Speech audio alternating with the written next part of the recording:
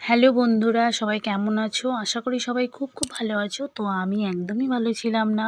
তো এই মন্দিরে এসে আমার মনটা এত ভালো হয়ে গেছে, মানে তোমাদের কি বলবো। তো যাই হোক, এই মন্দিরে এসে সত্যি আমার ভীষণ ভালো লাগে। আর মনটা এত ভালো হয়ে যায়, বাড়িতে যেতেই ইচ্ছা করে না। মনে হয় কি যদি এখানেই থেকে যেতে পারতাম কী যে ভালো হতো। তো সেটাই না মনে মনে ভাবি। আর আমার ভীষণ ভালো লাগে জানো, যে কোনো ঠাকুর স্থান, যে কোনো পবিত্র স্থানে গেলে আমার ভীষণ ভালো লাগে।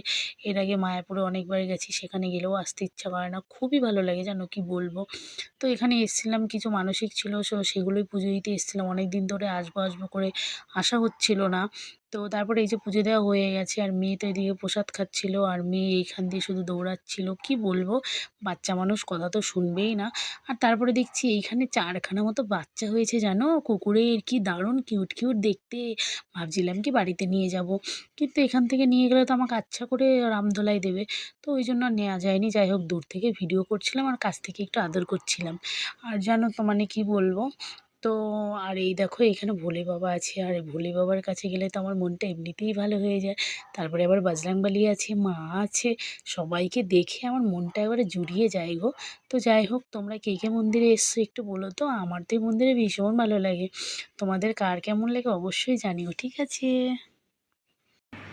চলে গেলাম কিন্তু, তুমি থাকো, আমি চলে গেলাম, ঠিক আছে?